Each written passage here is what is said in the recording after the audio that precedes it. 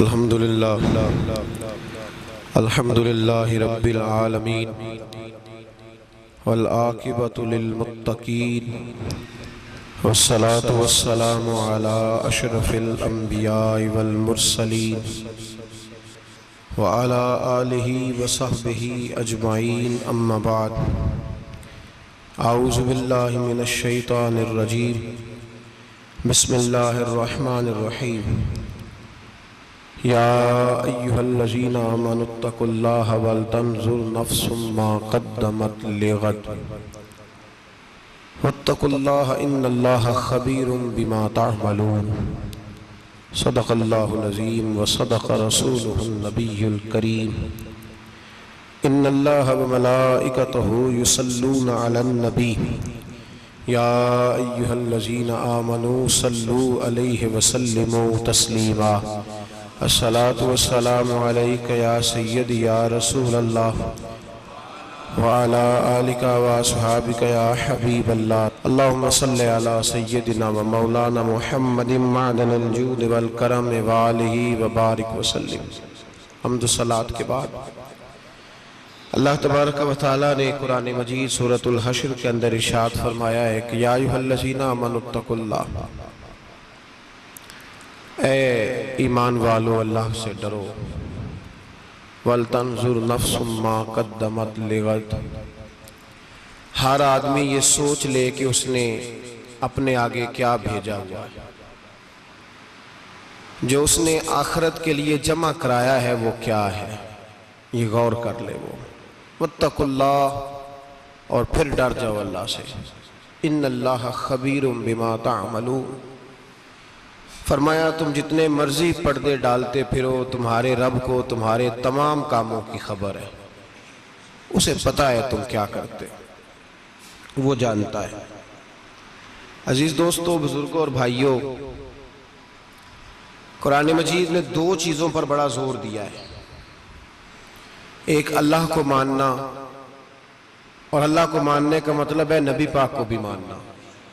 अल्लाह को मानने का मतलब है किताबों को भी मानना, कुरान पाक को भी मानना। लेकिन दो बातें आपको ज्यादा मिलेंगी, एक ईमान, और उसके बाद सबसे ज्यादा जोर है ईमान बिल आखिरत पर। आखिरत को मानो। व मिनन नासि मन यक़ूलु आमन्ना बिल्लाहि व बिल यौमिल आखिर व मा हुम बिमुमिनीन। अल्लाह फरमाते हैं कुछ लोगों का दावा है कि हम अल्लाह और आखिरत पर ईमान रखते हैं, हालांकि वो ईमान नहीं रखते, दावा करते हैं, निफाक का मुजाहरा करते हैं, मुनाफिकत करते हैं। जो अल्लाह को मानने वाला होता है उसका रंग और होता है, जिसको पता होता है क़यामत के दिन अल्लाह के हुजूर खड़े होना है, उसके अमाल ये नहीं मानते। कहते हैं हम मानते हैं, पर मानते, दावा है कि हम मानते हैं आखिरत को भी और अल्लाह को भी, पर नहीं मानते। क़यामत कायम होना जरूरी है। अगर वक़ूए क़यामत ना हो तो जालिम की तो मौजें लग गई। जाबिर तो मौज करेगा, फासिक और फाजिर तो कहेंगे दुनिया में भी हम अपने इक़्तिदार के जोर पर जीते रहे, आज भी हमें पूछने वाला कोई नहीं। अकलन नकलन क़यामत का कायम होना जरूरी है। क़यामत कायम होगी तो मजलूम को उसके जुल्म पर दाद रसी की जाएगी और जालिम को सजा मिलेगी।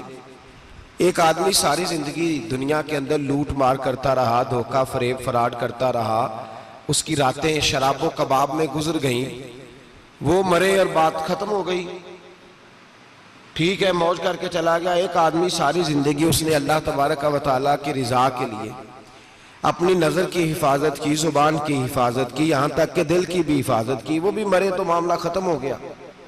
इस तरह तो फिर सरकश का कुछ बनेगा ही नहीं। निजाम जिंदगी सारी इसकी सोच खत्म होकर रह जाएगी अगर कयामत कायम नहीं होती। कयामत का कायम होना हक है, इसलिए कुरान मजीद ने एक जगह पे नहीं 20 जगह पे ये बयान फरमाया है कि कयामत जरूर कायम होगी, कयामत, और वो कायम होकर अपने सारे लवाजमात समेत कायम होगी। मेरे नबी पाक सल्लल्लाहु अलैहि वसल्लम ने फरमाया मजलूम को हक मिलेगा, जालिम को सजा मिलेगी। जाबर उस दिन अल्लाह की बारगाह में रुसवा किए जाएंगे। जिन पर जबर करते रहे उन्हें अल्लाह के हुजूर से अता किया जाएगा। कयामत का वकू होना जरूरी है, और कयामत तो जब कायम होगी तब होगी। दुनिया में भी ऐसा होता है, जुल्म का अंजाम ठीक नहीं होता, जबर का अंजाम, झूठ की जिंदगी लंबी नहीं होती।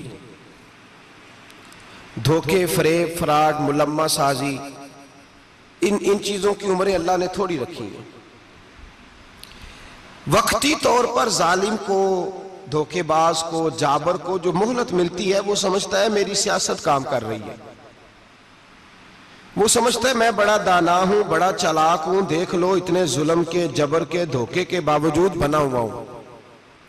हालांकि अल्लाह की तरफ से उसे मोहलत मिलती है और बड़ा ही मेहरबान है। मोहलत इस तरह देता है कि मेरे नबी पाक अलैहिस्सलाम ने फरमाया जब मेरा मुसलमान नेकी करता है तो अल्लाह फरिश्तों से फरमाता है 70 गुना बढ़ा के लिख लो इसकी नेकी, 70 गुना।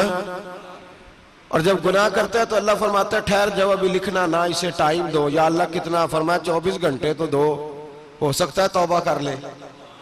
ये उसकी मेहरबानी है। अब वो जो अल्लाह ने मोहलत दी है ना कि शायद तौबा कर ले, लोग समझते हैं मेरी चालाकी की वजह से निजाम सेट चल रहा है, मैं बड़ा तेज हूं, 2 4 5 बातें बोलता हूं सब सही हो जाता है। लोग उसको अपनी दानाई समझ लेते हैं, हालांकि वो अल्लाह की तरफ से। फिरौन ने कई 100 साल हुकूमत की और इस तरह उसने जुल्म किए कि लाखों और हजारों बच्चे कत्ल ही करा दिए। 12,000 औरतों के पेट में हमल था, उसने जाया ही करा दिया।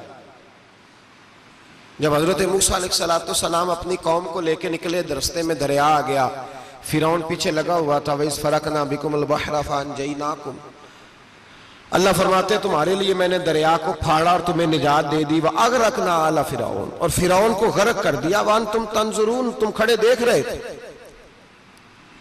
अब जब हजरत मूसा दरिया के किनारे पहुंचे तो फिरौन भी पीछे आया। फिरौन लोगों से कहा करता था कि मैं कहता हूं तो दरिया चलता है, मैं कहता हूं तो हवाएं आती है, मेरे हुक्म के पाबंद है सारे। जाग रहे हैं ना आप हजरात, गौर फरमाइएगा बात पर। दावा था उसका कि मैं कहता हूं तो निजाम जिंदगी चलता है।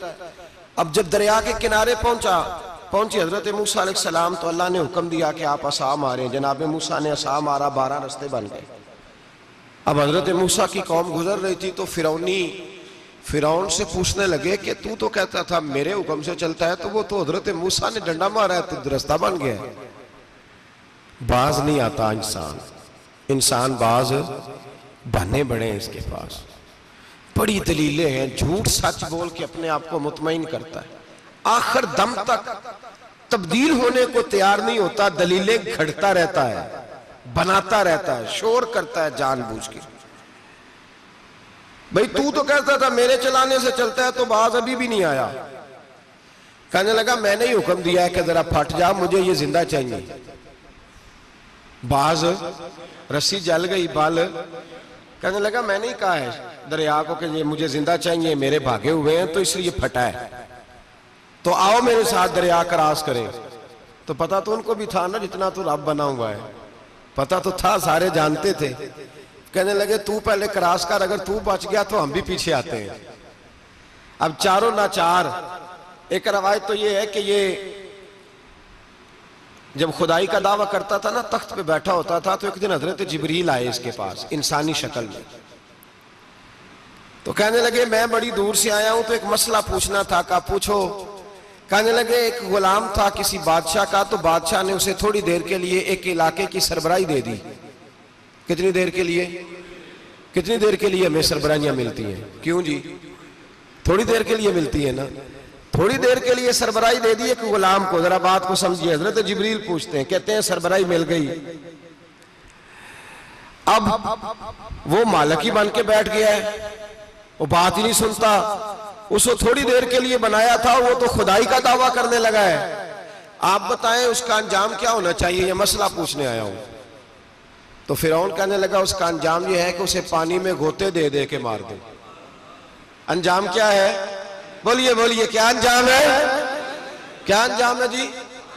पानी में। अल्लाह अकबर, अपनी सजा तजवीज कर रहा है। उसकी सजा के उसे पानी में गोते दे दे के मारो जालिम को। उसे थोड़ी देर के लिए बनाया था और वो छा ही गया है, कब्जा ही कर गया है। हजरत जिब्रील कहने लगे जी आप लिख के दे देंगे? कहने लगा लाओ लिख देते हैं। लिखवा लिया। जनाब जिब्रील रुका लेके तशरीफ ले गए। अब जब फिरौन दरिया में आया ना तो अल्लाह ने हुक्म दिया मिल जा। जब दरिया मिला चीखने लगा तो हजरत जिब्रील आए, कहने लगे तेरा ही फतवा है, ये तेरी सजा ही है ना, हम भी बड़ी सजाएं तजवीज करते हैं। ये झूठा है जी, इसका तो फलाना इलाज होना चाहिए, तो अगर तू झूठ बोले तो ये फलाना बड़ा जावर है जी, इसके साथ इस तरह होना चाहिए, तो अगर तू ये काम करे तो जो सजा तू लोगों के लिए तजवीज कर रहा है तो अपने बारे में भी सोच। अब जब गोते आए ना, आखिरी वक्त देखा वो फिरौन जो कहता था मेरी मर्जी से दरिया चलता है। अल्लामा सावी ने तफसीर सावी में लिखा है तड़प के रोने लगा। जब ये मिजाज है, एक दफा ऊपर आता है आदमी जब दरिया में जाता है, ऊपर आया तो चीखने ओ मेरे हवारियों खुदा का वास्ता मुझे बचाओ। कहने लगे तू तो कहता था मेरी मर्जी से चलता है। बेबसी है, तड़पता है, रोता है। वारस शाह मान करी न वारसा दा, रब बेवारसा करके मारदा ही तड़प रहा है, चिल्ला रहा है, कोई मदद को नहीं पहुंचता। अब जब आखिरी गोता आया तो कहने लगा आमन्ना में रब्बे मूसा व हारून, मैं मूसा के रब को भी मान गया, हारून के रब को भी। अल्लाह ने फरमाया नहीं अब तेरा मानना काबिल कबूल है, उस वक्त मानना था जब तुझे मोहलत दी थी, जब तू जवान था। बुढ़ापा आता है, बीमारी आती है, जवान आदमी बीमारी का शिकार होता है तो कहता है या अल्लाह एक दफा सही कर दे मैं सारी पढ़ा करूंगा, एक दफा ठीक कर दे मैं मस्जिद में रहूंगा, मैं अगले साल इत्काफ भी करूंगा, मैं सारी तरावियां पढ़ूंगा। तो उस वक्त पढ़नी थी जब तुझे मोहलत दी थी, उस वक्त पढ़ना था जब अल्लाह ने तुझे आसानी दी, जिंदगी दी। अगला वक्त ये हाल एक का नहीं हुआ। नमरूद को देख ले, हजरत इब्राहिम अलैहिस्सलाम को कहता था मैं रब हूं, आपने फरमाया रब तो वो है जो जिंदा करता और मारता है। एक मौत का कैदी बुलाया, कहने लगा हाँ भाई कितने दिन रह गए थे फांसी में? कहने लगा जी परसों होनी थी। कहा जा तुझे आजाद किया, लो मैं भी जिंदगी देता हूं। एक बेगुनाह आदमी को पकड़ के कत्ल कर दिया, कहता मैं भी मारता हूं। हजरत इब्राहिम अलैहिस्सलाम कहने लगे तू तो बेवकूफों जैसी दलीलें दे रहा है, चल इस तरह कर, मेरा रब सूरज मशरक से निकालता है, तू अगर रब है तो मगरिब से निकाल के दिखा। अब दलील का जवाब कोई नहीं था तो कहने लगा पकड़ो और आग में डाल दो। अल्लाह के नबी को आग में डालने वाला, यहां एक मच्छर बैठा है, 400 साल हुकूमत की और खुदाई का दावा किया। यहां मच्छर बैठा था, छींक आई तो मच्छर अंदर चला गया। पहले दरबार का अदब यह था कि जो आए सजदा करे। अब उसके सर पे कोई चीज मारता था तो उसे सुकून होता था, मच्छर थोड़ी देर के लिए उसका दिमाग छोड़ता था। ओ भाई ये इस धरती पे अल्लाह ने लोगों को नजारे दिखाए और हमें समझाने के लिए दिखाए, हमें तफक्कुर की, गौर की दावत दी कि देख लेना, अपने अमल को परखना। तुम्हारे अमल हजरत मूसा के फरमाबरदारों जैसे हैं, जनाब इब्राहिम के फरमाबरदारों जैसे हैं, या बन के बैठ गए हो? अब दरबार का अदब यह है, बेबसी का ये हाल है कि जूते लटकते हैं दरबार में, जो आता है जूता खींचता है। और अदब यह है कि 10 जूते नमरूद के सर पे मारो, और 400 साल जूते लगते रहे। रोता था, जो आदमी आता था मिन्नतें करता था, कहता था कहीं से कोई दवाई मिल जाएगी। पागलों जैसी जिंदगी गुजारी, पागलों जैसी सख्त। वो तो हिसाब, वकूए कयामत तो हिसाब होगा ही। यहां लोग पागल होके मरते हैं, माज़अल्लाह, नफ्सियाती मरीज होके मरते हैं। यहां आखिरी वक्त इतना सख्त आता है कि दुनिया मौत की दुआएं मांगती है। मेरे भाई जब इंसान जुल्म करता है तो भूल जाता है कि शायद मुझे पूछेगा कोई नहीं। जब वो ज्यादती करता है तो भूल जाता है। जब वो किसी का हक खाता है तो वो कहता है शायद इसका तो वारिस ही कोई नहीं जिसको मैं लूट रहा हूं। लेकिन जब अल्लाह की पकड़ आती है, हज्जाज बिन यूसुफ जालिम था, उसने अच्छे अच्छे काम भी किए थे। कुरान पाक पर जेरे ज़बरे आराब हज्जाज बिन यूसुफ ने लगवाया। मोहम्मद बिन कासिम को हिंदुस्तान सिंध के इलाके फतह करने भी हज्जाज बिन यूसुफ ने भेजा था। सारी खूबियां अपनी जगह पर, जालिम बहुत बड़ा था। किसी आदमी ने उसके सामने कोने की तरफ मुंह करके साथ वाले से बात कर ली तो कहने लगा मेरे खिलाफ किया, इसको ले जाओ, 2 टुकड़े करके वापस ले आओ। तूती बोलता है ना इक्तदार। जब किसी के हाथ इख्तदार होता है ना, वो चाहे एक घर का ही क्यों ना हो, वो 10 बंदे फैक्ट्री में काम करते हो और जो उनका मालिक होता है वो कहता मैं मालिक हूं, मुझे मानो। जब तू साहिब इख्तदार होता है ना, जब तू सुसर बन के बैठता है और किसी गरीब घर की बहू आती है 2-4, तो कहता मेरा इख्तदार होना चाहिए। जब मैं खांसने लगूं तो हर आदमी के हाथ में टिश्यू पेपर होना चाहिए। जब मैं बोलने लगूं तो बंधे हुए हाथों से हर आदमी जी जी करता हुआ खड़ा होना चाहिए। जिस आदमी का, और ये काम बहू भी करती है कई दफा, वो भी कहती है कि तुम्हें पता नहीं मैं कितना लंबा चौड़ा जहेज लेके आई हूं। जब मैं सोने के लिए अपने बेडरूम में जाऊं तो खबरदार बूढ़े बाबे को इजाजत नहीं कि वो खांसे। अम्मा को चाहिए कि अगर उसको बड़ी सख्त प्यास भी लगी है तो मेरे सोते सोते बावर्ची खाने में बर्तन ना खटखटाए। जो जहां भी जिस स्टेज पे भी बैठता है वो कहता है कोई नहीं मुझे पूछने वाला, मैं मुतले को लेनान हूं। जवान बूढ़ों का मजाक उड़ाते हैं, समझते हैं शायद कभी बूढ़े नहीं होना, मजाक उड़ाते हैं। तंदुरुस्त लोग बीमारों का मजाक उड़ाते हैं, शायद कभी बीमार नहीं होना।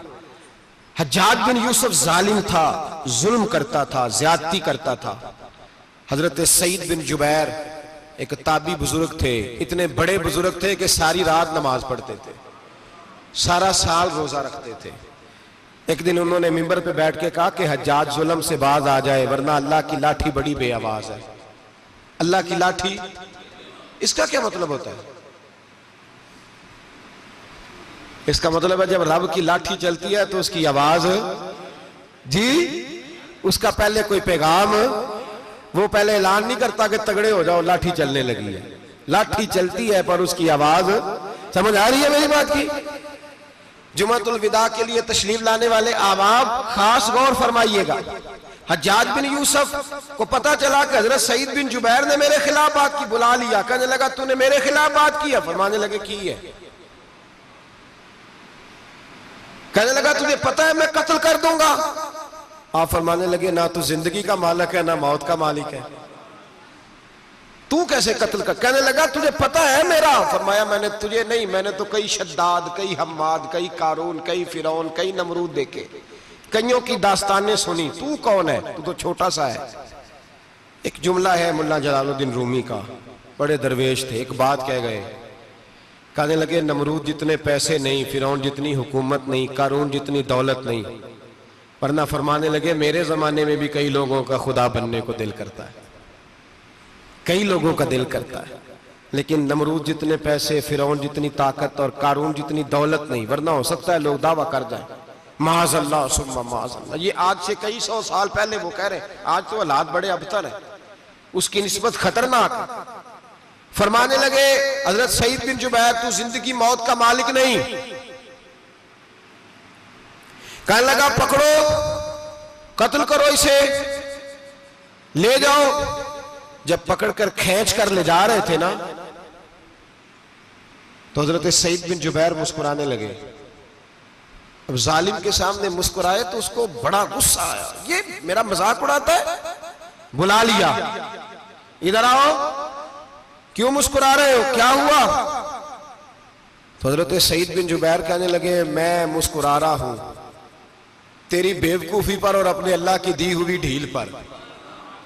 मैं मुस्कुरा रहा हूं कि या अल्लाह क्या बात है, क्या तेरा शान है, कैसे लोगों को ढील दी हुई है। मैं मुस्कुरा रहा हूं तेरी बेवकूफी पर कि तू समझता है शायद मुझे पूछने वाला कोई नहीं। कहने लगा इसको बाहर ना ले जाओ, मेरे सामने कत्ल करो। ठीक है जी, कत्ल करने लगे तो हजरत सईद बिन जुबैर ने मुंह काबे की जानिब कर लिया। इन्नी वज्जहतु वजही लिल्लज़ी फतरस समावाति वल अर्द हनीफम वमा अना मिनल मुशरिकीन। जब आपने ये आयतें पढ़ी ना कि मैंने मुंह कर लिया है अपने रब की जानिब, करो मुझे कत्ल। कहने लगा नहीं नहीं, इसका मुंह फेरो, काबे की तरफ हो के कत्ल ना हो।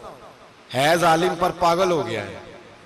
हजरत सईद बिन जुबैर के हौसले ने शिकस्त दे दी, नाकाम हो गया, मकबूतुल हवास हो। कहने लगा इसका मुंह फेर दो। जब काबे से फेरा तो आप फरमाने लगे लिल्लाहिल मशरिकु वल मगरिबु फइन्नमा तवल्ला फसम्मा वजहुल्लाह।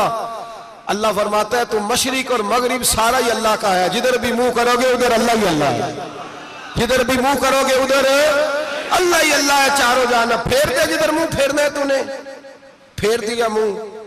हजरत सईद बिन जुबैर के गले पे खंजर रखा तो आपने हाथ उठाए, कहने लगे ए अल्लाह मेरे बाद इसे किसी और पर मुसल्लत ना करना, मेरे बाद किसी और पर मुसल्लत ना, बस मैं आखिरी हूं। जब आप ज़िबा हुए तो इतना खून निकला, इतना खून निकला कि लोग कहते हैं जितना ऊंट के वजूद से निकलता है।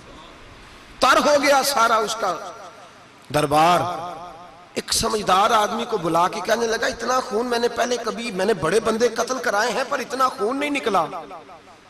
तो वो कहने लगे लोग मर जाते, मरते वक्त डर जाते हैं, सहम जाते हैं, खून सुकड़ जाता है। लगता है ये शख्स जब दुनिया से गया है तो डट के गया है, ये डट के गया है दुनिया से। हज्जाज बिन यूसुफ रात को सोया तो तड़प के उठा, क्या हुआ? घर वाले कहने लगे क्या हुआ? कहने लगे सईद बिन जुबैर ख्वाब में आए और कहते हैं उठ मुझे बता तूने मुझे क्यों कत्ल किया, बता बता क्यों मारा। अगली रात फिर सोया तो वही ख्वाब, फिर सोया तो वही ख्वाब। गुनाह नफ्सियाती मरीज बना देता है, जुल्म तुझे मखबूतुल आवाज कर देता है। जब तू ज्यादती करता है तो अल्लाह फरमाते हैं कि तू अल्लाह को भूलता है, अल्लाह तुझे अपना आप भुला देता है। फिर तू भूल जाता है, फिर तू सीधे रास्ते पे चलता है पर भटक जाता है, फिर तू सही रास्तों का तायुन करके भी गुमराह होता है, फिर तू रोज वही गाड़ी चलाता है पर अब जब तू ब्रेक लगाता है तो नहीं लगती। जब गुनाहों के साथ तू मखबूतुल आवाज होता है तू रोज वो कारोबार करता है, लेकिन जब तेरे गुनाह तुझे घेर लेते हैं फिर उसी कारोबार में तू नुकसान उठाता है। हज्जाज बिन यूसुफ तड़पता है, रोता है, यहां तक के बीमार हो गया, पेट में दर्द होती है, पता नहीं क्या हुआ, तकलीफ होती है, पता नहीं। सारे हकीम, तबीब, डॉक्टर कोई ना समझ सका कि बीमारी क्या है।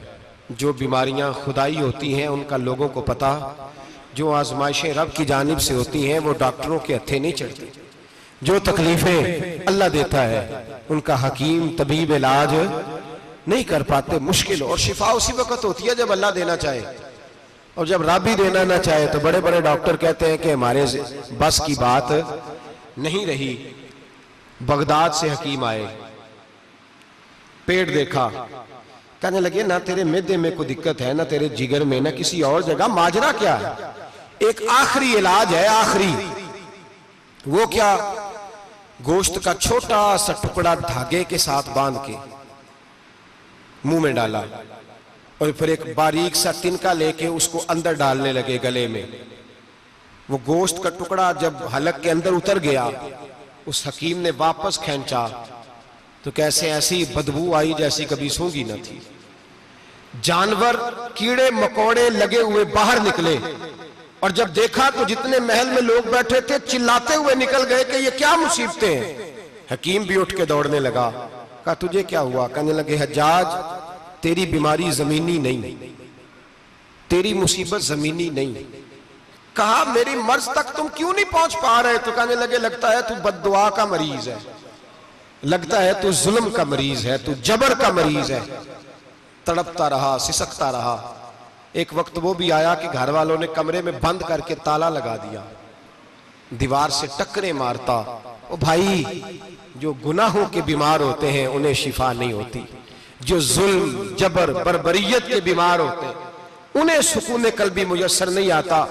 दवाइयां उन बीमारियों की बनी हुई हैं जो बीमारियां जमीनी हैं, जो बीमारियां खुराक की बदपरहेजी से होती हैं, जो गुनाहों की बदपरहेजी से होती हैं, उनकी बीमारियां, उनकी शिफा तौबा है, उनकी शिफा रुजू इल्लाह है, उनकी तौबा अल्लाह से माफी मांगने से शिफा होती है। हज्जाज जब मरने लगा तो बुलाया, ये रंग भी जरा मुलाजा कीजिएगा, दो चार करीबियों को बुलाया। पता होता है ना अपने करतूतों का, आदमी को पता सारा है, सरदार नुकीतियां जब पता होता है सारा। बुला के कहने लगा जब मैं मर जाऊं तो मुझे रात को दफन करना। क्यों भाई, औरत है? कहने लगा नहीं, रात को दफनाना। ठीक है, रात को दफना देंगे। फिर कहने लगा जब सुबह हो जाए तो सुबह होने से पहले पहले मेरी कब्र जमीन के बराबर कर देना, निशान मिटा देना। का वजह तू कलमा पढ़ता है और हुजूर का हुक्म है कि कब्र कम अज कम एक बालिश, एक गेट ऊंची होनी चाहिए जमीन से कम अज कम, तो तू तेरी कब्र मिटा दे। वजह पता होता है अपने जुल्मों का। कहने लगा मुझे पता है लोग मेरे मरने के बाद मेरी कब्र भी नहीं छोड़ेंगे। दुनिया में तो मेरे जबर की वजह से कोई आ ना सका, लेकिन मेरी कब्र भी लोग जनाजों में बातें शुरू कर देते हैं। जनाजों में मैंने ऐसी भी दास्तानें सुनी है कि कोई मरा तो लोग जूतों का हार कब्र पे डाल आए। नहीं भाई, तू जब जिंदा था तो तेरे जबर जुल्म की वजह से नहीं को बोल सका।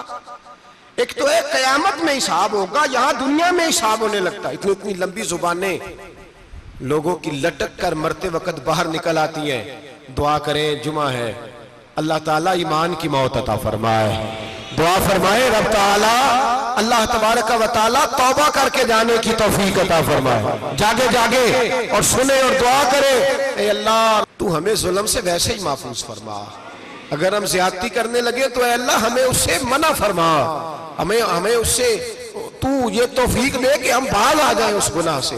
मेरे भाई, एक तो दुनिया में सजा है, फिर कयामत की सजा है, और वो ज्यादा सख्त है, वो ज्यादा सख्त है। हम लोगों ने ना हीले बहाने बड़े बनाए हुए हैं।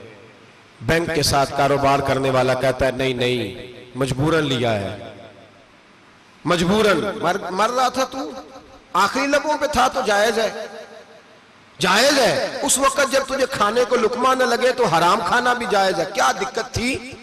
क्यों अल्लाह रसूल के मुकाबले में खड़ा हुआ तू? क्यों सूद का धंधा किया? क्या क्या तकलीफ थी? क्या कहां तू उलझ गया था? हम जानबूझ के अपने लिए जहन्नम इकट्ठी करते हैं, फिर कहते हैं सुकून नहीं जिंदगी में। कहां सुकून आएगा? कैसे आएगा? हमने खुद आग लगाई है चमन में अपने। जो कयामत की सजा है, मेरे नबी पाक अलैहिस्सलाम ने फरमाया रब तुम्हें सामने खड़ा करेगा। और किस तरह खड़ा करेगा? फरमाया लोगों के वजूद से कपड़े उतर जाएंगे, जमीन इस तरह दहकेगी जिस तरह तांबा जमीन पे रखा जाए और आग जलाई जाए। तांबा देखा है आप लोगों ने?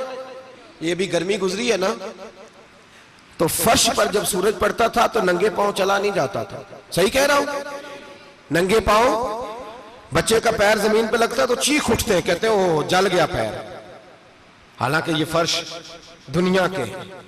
और अगर तांबे के अंदर खासियत है कि अगर कोई धात जल्दी और ज्यादा गर्म होती है तो वो तांबा है।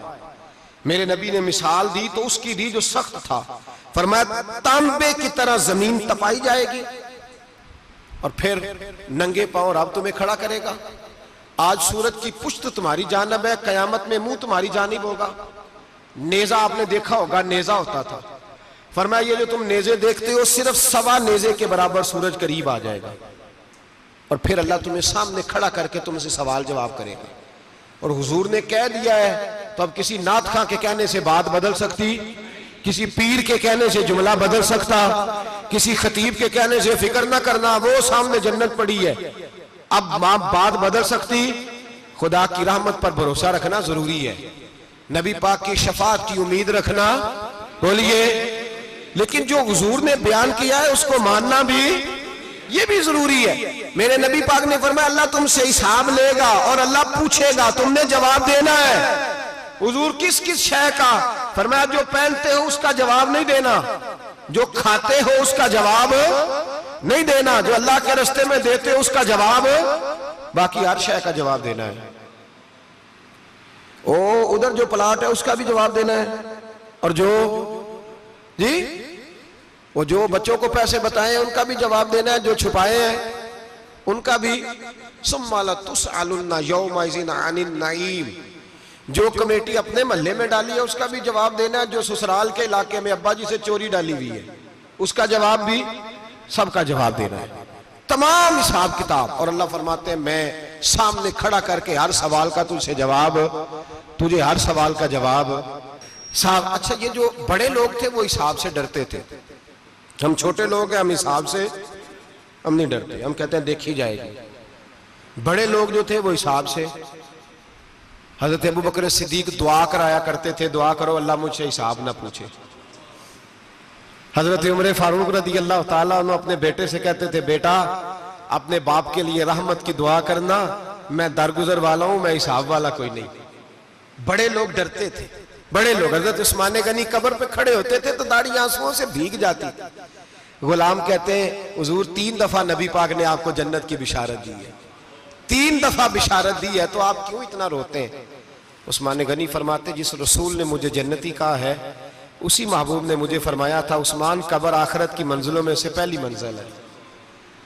और आप फरमाते मेरे तो कमरे में दिया गुल हो जाए तो मुझे डर लगता है, इसमें तो मुकम्मल अंधेरा है। आप फरमाते खिड़कियां बंद हो तो दम घुटने लगता है, इसको तो दरवाजा ही कोई नहीं, रोशनदान तक नहीं। भाई जो बड़े थे वो डर रहे थे। मौला अली शेर खुदा नमाज का वुजू करके कांपते थे, कांपते। अली आप मरहब के सामने नहीं कांपे, खैबर का दरवाजा उखाड़ते नहीं कांपे, बदर ओहद खंदक हुनैन और खैबर में नहीं कांपे, तो यहां आप फरमाने लगे मालिक के सामने जाते हुए डर आता है। बड़े लोग कांपते थे, बड़े लोग। आज कौन सा जुमा है? सारे बोलिए।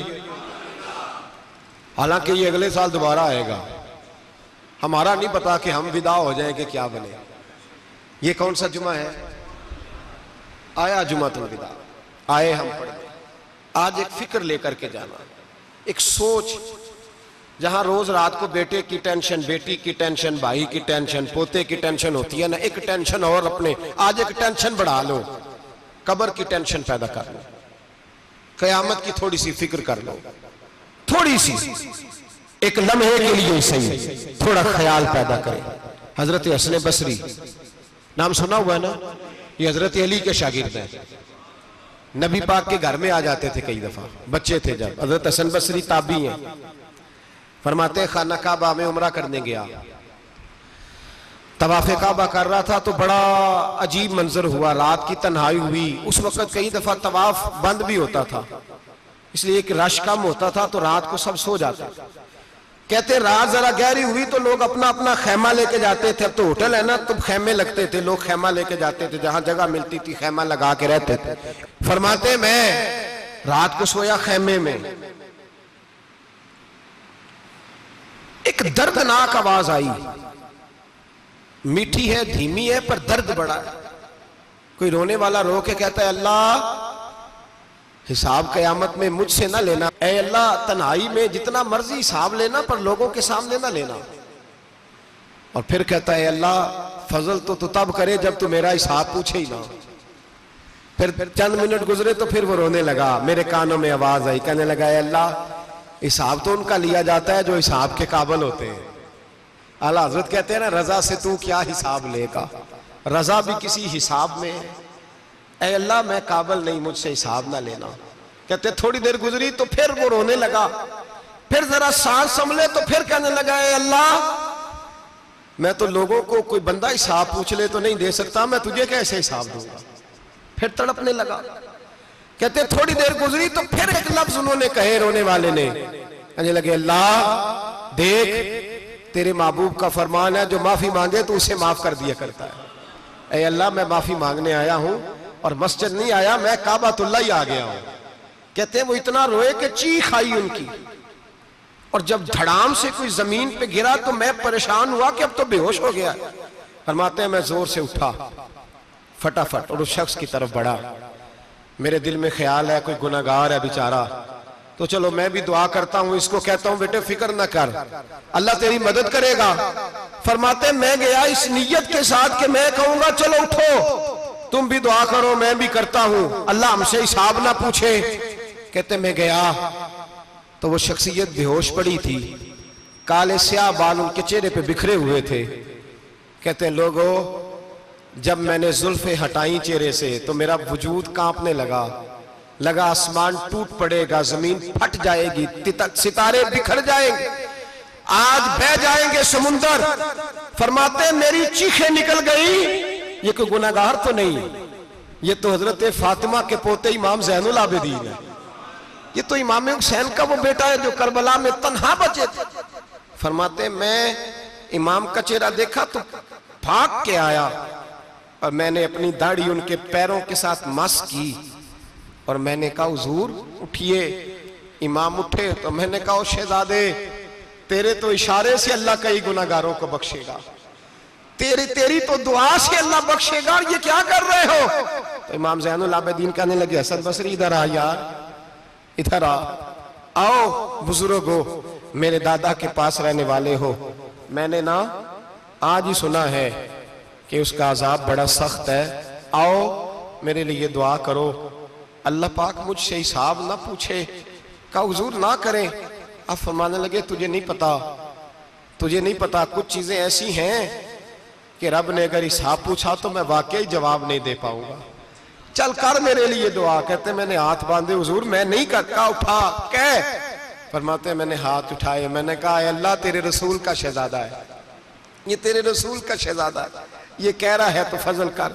ओ भाई जो बड़े थे वो तो तड़पते थे, सिसकते थे, सिसकते थे। अबू अली हीती कहते खाना काबा में पत्थर पे सर रगड़ रगड़ के कोई बूढ़ा कह रहा था, ऐ अल्लाह अव्वल तो हिसाब ना लेना, और अगर लेना तो मुझे अंधा करके उठाना, मैं तेरे नेक बंदों के सामने शर्मिंदा नहीं। इकबाल रो पड़े। इकबाल, कुछ लोगों ने लिखा है ये आखिरी रुबाई है डॉक्टर इकबाल की, आखिरी। इसके बाद शायद उसने कलाम ने, कुछ सीरत निगारों का ख्याल है। इकबाल मदीने की तरफ मुंह करके कहने लगे तू गनी अजहर दो आलम मन फकीर, अल्लाह तू गनी है मैं तो फकीर हूं। रोज मख्शर उज्र हाय मन पजीर, ए अल्लाह अव्वल तो मेरा कोई उज्र कबूल कर लेना मख्शर के दिन, और अगर ना करना हुआ, अगर तुम्ही बीनम हिसाबम ना गुजीर, अगर जरूर ही मेरा हिसाब लेना है, ए अल्लाह अगर तूने जरूर लेना है, ए अल्लाह अगर जरूर ही लेना हिसाब, अव्वल तो मेरा उज़र मान लेना, मेरी कमजोरी पे रहम करना, ए अल्लाह मेरे बुढ़ापे पर मेरी कमजोरी पर रहम करना, अगर जरूर हिसाब लेना है अज निगाहे मुस्तफा पिन्हा बगीर, तो ए अल्लाह जरा हुजूर की निगाहों से ओझल करके लेना। ए अल्लाह मुझे शर्म आएगी। मेरे मुस्तफा करीम फरमाएंगे मैं तो तुझे हर बात समझा के आया, एक एक जगह तेरी रहनुमाई करके आया, तू कैसे अमल कमा, जरा जरा ओझल करके अज निगाहे मुस्तफा पिन्हा बगीर, जरा हुजूर की आंखों से ओझल करके साइड पे करके लेना, मैं बर्दाश्त नहीं कर पाऊंगा। हजरत अबू अली ईती कहते हैं बाबे ने सर रखा हुआ है और कहते हैं अल्लाह मुझे अंधा करके उठाना। फरमाते मैं गया, मैंने कहा चलो मैं दुआ करता हूं जाके। फरमाते जब मैंने जाके बुजुर्गों की कमर पे हाथ रखा, उनका चेहरा देखा तो ये कोई गुनाहगार तो नहीं, ये तो बगदाद के पीर अब्दुल कादिर जिलानी है, ये तो महबूब सुमानी गौसे समदानी है, ये तो वो शख्स है जो कदम लगाए तो अल्लाह विलायत अता करता है। जो बड़े थे वो डर रहे थे। मोइनुल मिल्लत वद्दीन अताए रसूल हिंदुल वली गरीब नवाज हजरत ख्वाजा मोइनुद्दीन अजमेरी रहमतुल्लाह अलैह, ख्वाजा कुतुबुद्दीन बख्तियार काकी को तन्हाई में बुला के कहने लगे मोइनुद्दीन सैयदजादा है, मोइनुद्दीन हुजूर के खानदान में पैदा हुआ है, मोइनुद्दीन से इसके पीर को बड़ी उम्मीदें थी।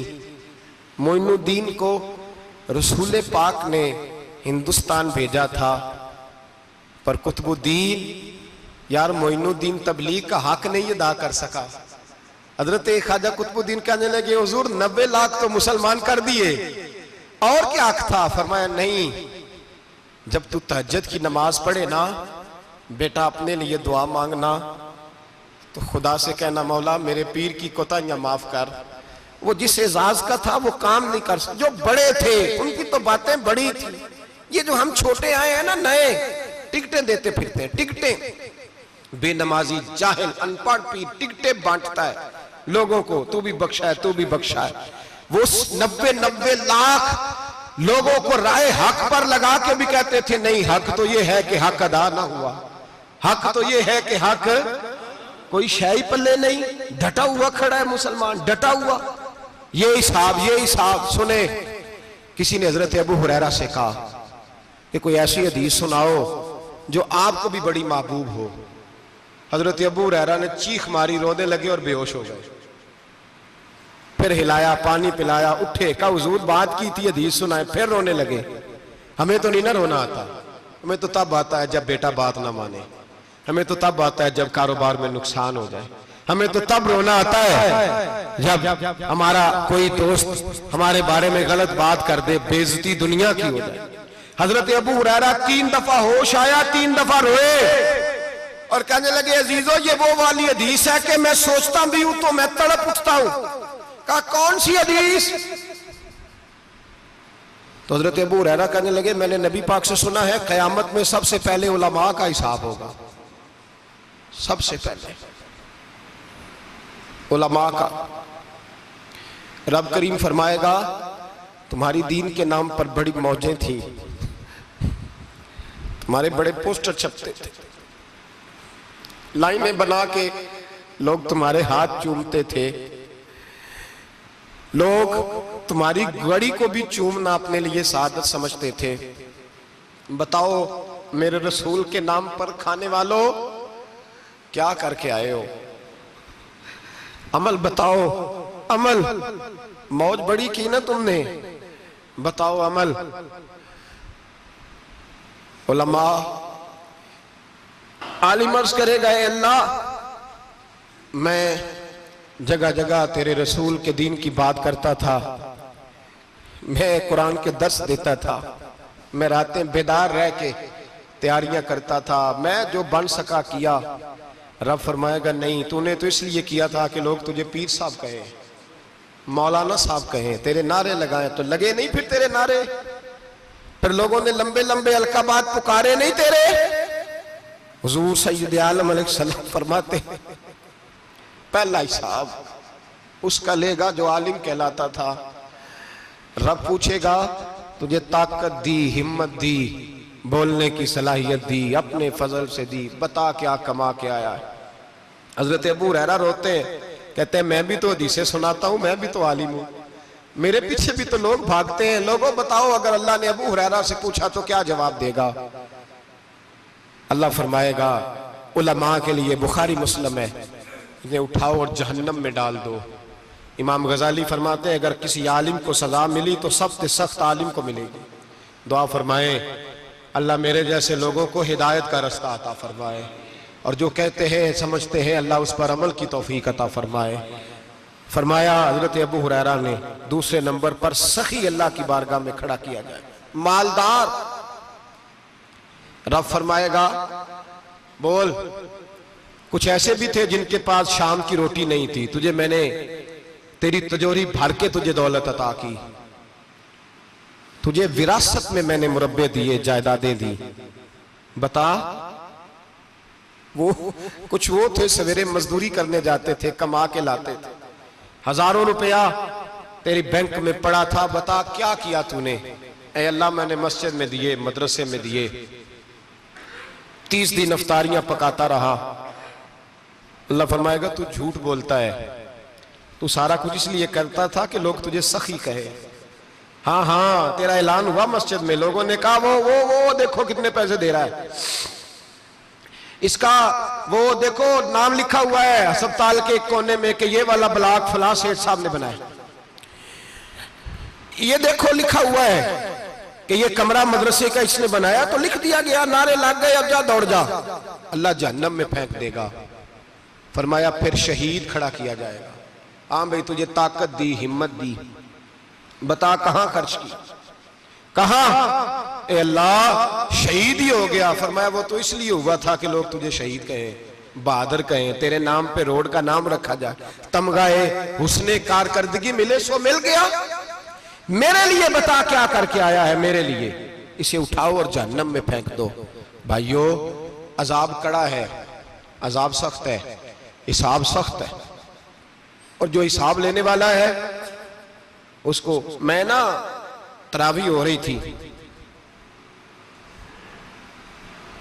तो कारी साहब ने एक सूरह यासीन शुरू की, वमताजुल यौमा अय्युहल मुजरिम।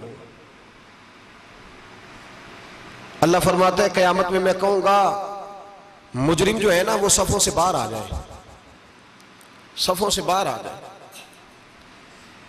एक हमारे फिजिक्स के टीचर होते थे तो बड़ी सख्त छड़ी मारते थे, तो जब वो कद भी बड़ा था, जलाल भी बड़ा था, और उसूल बड़े अच्छे इंसान थे लेकिन सख्त थे, तो मुझे याद आता था कि जब वो सवेरे आके कहते जिसने काम नहीं लिखा वो बाहर निकल आए। 2 किस्म की चोट लगती थी। एक तो ख्याल ये आता था कि शर्मिंदगी बड़ी होगी कि सारे स्टूडेंट बैठे हैं और 2 3 4 उनको कहा वहां मुर्गे बन जाओ, बड़ी शर्म आती थी। और फिर जब वो मारते थे तो इतना सख्त मारते थे कि कई के दिन तकलीफ रहती थी, बताया नहीं जाता था। वो स्टूडेंट बताते थे कि यार इससे बचो किसी भी तरीके, और किसी का काम रह भी जाता था कहते थे इस पीरियड की ड्यूटी सबक याद करके आना है। सख्त टीचर के बारे में तेरा मेरा ये रवैया है। तो याद आ रहा था जब वो कह रहे थे ना वम ताजुल यौम अय्युहल मुजरिमून, तो मैं सफ में खड़ा था तो 2 कतरे मेरे बह गए आंसू के। मुझे साथ बच्चा कहने लगा तबीयत ठीक है। मैंने कहा तबीयत तो ठीक है, कुछ याद आ गया है कि मैदान महशर में यहाँ तो छुपे हुए हैं ना ऐब, छुपे हुए। और भाई रब बड़ा करीम है, ऐबों के बावजूद नवाजता है। मेरा दावा यह है अगर हमारे ऐब खुल जाएं, लोग हमें धरती पे जीने ना दें, लोग जीने ना दें, निकाल दें, अपने भी हमें बर्दाश्त ना करें, ये तो उसका करम है। पता सारा है सरदार नु कीतियां दा, पर्दा चपाया ही तेरा भला होसी। वम ताजुल यौम अय्युहल मुजरिमून, अल्लाह फरमाएगा मुजरम बाहर आ जाए। या अल्लाह क्या होगा जब सवाल जवाब होंगे? तो रब फरमाते हैं तेरी जुबान पे मोहर लगा के बंद कर दूंगा, तेरे हाथ बोलेंगे, पैर बोलेंगे, सर बोलेगा, पेट बोलेगा। उस वक्त की फिक्र पैदा करें, टेंशन पैदा करें। वकूए कयामत हक है। और बांध के ना लोग पैर बांध के जोर के साथ बांधते। सगा बेटा जब कब्र में दफन करता है ना तो भी कहता वो कोना, ये कोना थोड़ा सा मिट्टी कम है, यहां भी मिट्टी डालो। पहले लोग रोजाना जाते हैं, फिर हफ्ते के बाद, फिर महीनों बीत जाते हैं। कुछ कब्रें ऐसी भी हैं जिन पे खड़े हों तो लगता है कब्रें रो रही हैं और कहती हैं जाओ मेरे घर वालों से जाके कहो कोई फेरा ही लगा जाए। वो एक दफा आए तो सही, कोई मिट्टी नहीं डालता। बादशाहों की कब्रें रोती हैं, सरमायादारों की कब्रें रोती हैं, कोई जाता नहीं।